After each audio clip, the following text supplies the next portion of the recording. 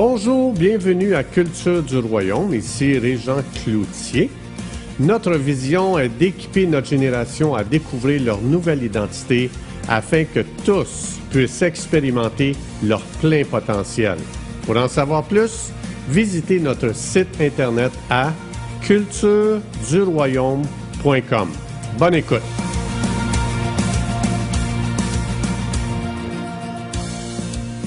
Bonjour, aujourd'hui je vous invite à tourner avec moi dans l'Évangile de Jean.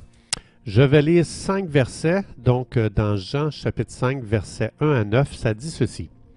Il y eut une fête des Juifs et Jésus monta à Jérusalem. Or, à Jérusalem, près de la porte des brebis, il y a une piscine qui s'appelle en hébreu Bethesda et qui a 5 portiques. Sous ces portiques étaient couchés en grand nombre des malades, des aveugles, des boiteux, des paralytiques qui attendaient le mouvement de l'eau. Car un ange descendait de temps en temps dans la piscine et agitait l'eau. Et celui qui y descendait le premier après que l'eau avait été agitée était guéri, quelle que fût sa maladie. Là se trouvait un homme malade depuis 38 ans. Jésus, l'ayant vu coucher, et sachant qu'il était malade depuis longtemps, lui dit, « Veux-tu être guéri? » Le malade lui répondit, « Seigneur, je n'ai personne pour me jeter dans la piscine quand l'eau est agitée, et pendant que j'y vais, un autre descend avant moi. »« Lève-toi, lui dit Jésus, prends ton lit et marche. » Aussitôt cet homme fut guéri, il prit son lit et marcha. Jésus est venu, donc, un texte extrêmement intéressant. La première chose que je veux dire ici, que je veux faire sortir de ce texte, c'est que Jésus est venu réformer notre théologie. Peu importe qui nous sommes, Jésus est venu pour réformer notre théologie. Si je veux tester, on va voir ça à travers cet homme-là ici, ce malade qui a été guéri, comment c'est important. La théologie, c'est ce que l'on croit au sujet de Dieu.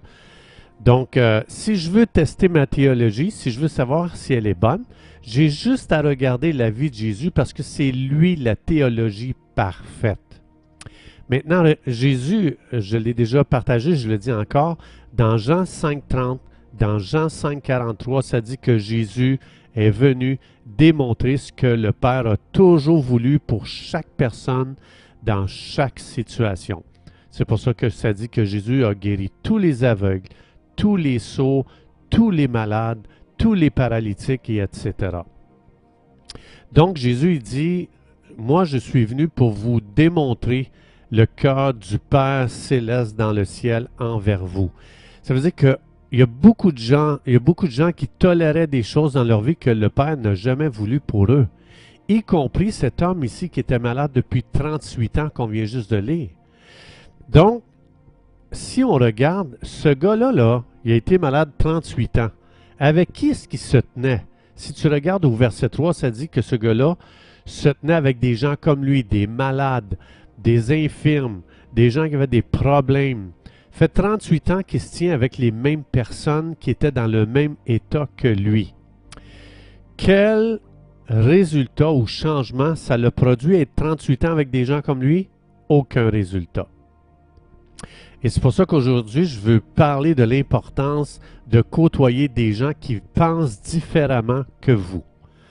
Donc, quelle était la théologie de ces gens-là, avec qui ce gars-là se tenait?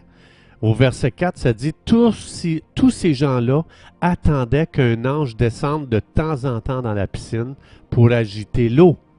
Et celui qui descendait le premier, après que l'eau avait été agitée, était guéri, quelle que fût sa maladie. » Donc, tous ces gens-là avec qui il se tenait avaient la même théologie que lui. Il y avait la même croyance, le même système de croyance.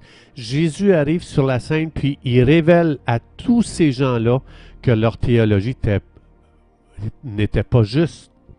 Et Jésus ici, il va changer leur théologie.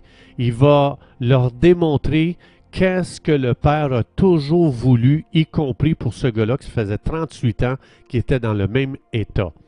Jésus va leur montrer, vous ne devriez pas attendre qu'un ange vienne. Vous devriez tous vous tourner vers le cœur du Père. que lui veut des bonnes choses pour vous. Et Jésus a manifesté le cœur du Père pour cet homme depuis 38 ans. Ça veut dire que ce gars-là, il a enduré quelque chose pendant 38 ans que ça n'a jamais été le cœur du Père. Il y a un dicton qui dit « La folie, c'est de faire la même chose encore et encore et s'attendre à des résultats différents. » Le gars, la première année, il fait la même chose. Il fait une chose, ça ne marche pas. La deuxième année, il fait la même chose, il a les mêmes attentes, il a les mêmes croyances, ça ne marche pas. Troisième année, il fait les mêmes choses, les mêmes croyances, ça ne marche pas. Et c'est ça la folie. La folie, c'est de faire toujours la même chose, encore et encore, et s'attendre à des résultats différents. Et ça nous montre qu'on ne pourra jamais s'élever plus haut que ce que nous croyons. C'est pour ça que Jésus est venu nous démontrer qu'est-ce que nous devons croire. Parce que comme je viens juste de dire, la folie, c'est de toujours se comporter de la même manière et de s'attendre à des résultats différents. Donc, ça veut dire que quand je lis ma Bible, c'est pour une réforme de ma théologie. Lire la Bible, ce n'est pas un devoir. C'est pas de dire, ben, il faut que je finisse ma Bible en tant de temps. Chaque fois que je lis ma Bible, je devrais toujours me poser la question, qu'est-ce que Jésus croyait ou pratiquait qui est différent de moi? Et ça va me révéler qu'est-ce que je devrais changer dans ma théologie ou dans mes croyances ou dans mon système de croyances. Alors ici, ce gars-là, ça faisait 38 ans qu'il se tenait avec les mêmes personnes, qui croyaient la même chose que lui, donc il attendait tous qu'un ange vienne agiter l'eau. Et ça révèle que si je me tiens toujours avec des gens qui pensent comme moi, qui font comme moi, je vais toujours rester dans le même état.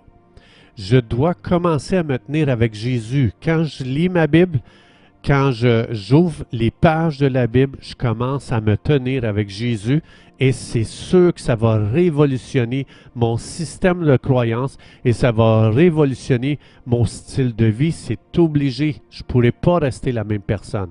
C'est pour ça que je suis appelé à marcher avec Jésus. Donc, Jésus, si tu marches avec Jésus, tu vas entendre, il va dire, Régent, n'attends plus après les anges. Fais pas comme les gens autour de toi, pense différemment, pense comme Dieu. Pense comme ce que je t'enseigne et ce que je fais. Donc, Jésus le montre ici, tu pourras jamais t'élever au-dessus de tes croyances. Donc, 38 ans à attendre parce que sa théologie disait qu'il faut que tu attendes qu'un ange vienne périodiquement. Donc, puis il fallait en plus que tu sois synchronisé avec lui. Tu t'imagines? Jésus va venir, il va dire, tu devrais croire le maintenant de Dieu, le aujourd'hui de Dieu. Dieu, il dit, je suis. Quand Dieu s'est présenté à Moïse, Moïse, il demande, c'est quoi ton nom? Il dit, je suis. Je suis, pas je serai, je suis. Et Jésus est venu montrer, connaissez-vous le je suis? Celui que le bon timing, c'est maintenant. Le bon timing, c'est le bon timing avec Dieu en tout temps. Donc, est-ce qu'on peut imaginer que ce gars-là a envoyé, ce gars-là malade, a envoyé des messages à son entourage différents de ce que Jésus a envoyé? Lui, ce gars-là malade, il a envoyé des messages, des signaux que Dieu faisait rien pendant 38 ans. Jésus, il arrive puis il envoie des messages que le Père dans le ciel, pour ce gars-là, ça fait 38 ans qu'il attend après toi pour que tu reçoives les bontés du Père envers toi. Donc, Jésus, il est venu faire descendre sur terre ce que Dieu voulait pour chaque personne. Et Jésus nous a dit dans Matthieu 6, « Vous aussi, c'est votre appel. Quand tu prie, prie qu'il en soit sur la terre comme au ciel. » Donc, Jésus faisait descendre le ciel sur la terre pour chaque individu. Jésus a démontré que Dieu désirait depuis 38 ans remettre cet homme sain et sauf et en santé.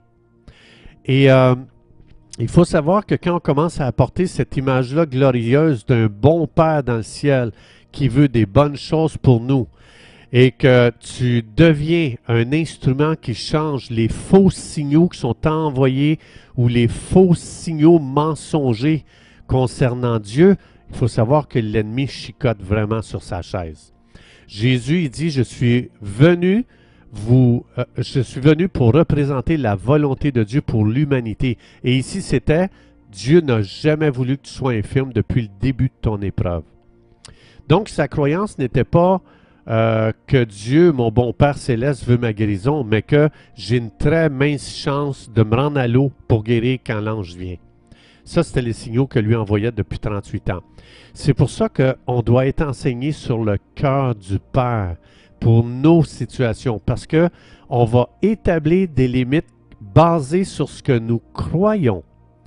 Donc, Jésus nous montre ici, par l'exemple de ce gars-là, pardon, par l'exemple de ce gars-là, qu'on se soumet toujours à ce que l'on croit et que je m'élèverai jamais plus haut que ce que je crois. C'est pour ça que dans Romains 12, 2, ça dit que je dois être renouvelé dans mon intelligence. Je dois commencer à recevoir ce que Dieu dit concernant chaque personne, chaque situation, y compris la mienne.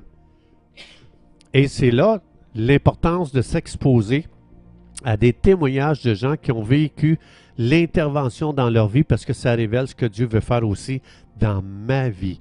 Plus que j'entends des témoignages sur ce que Dieu a fait pour les gens, plus que ma théologie va commencer à s'ajuster avec la nature d'un Père qui est bon et qui veut mon bien en chaque situation. Chers amis, c'est tout le temps que nous avions. Merci d'avoir été des nôtres et à la prochaine.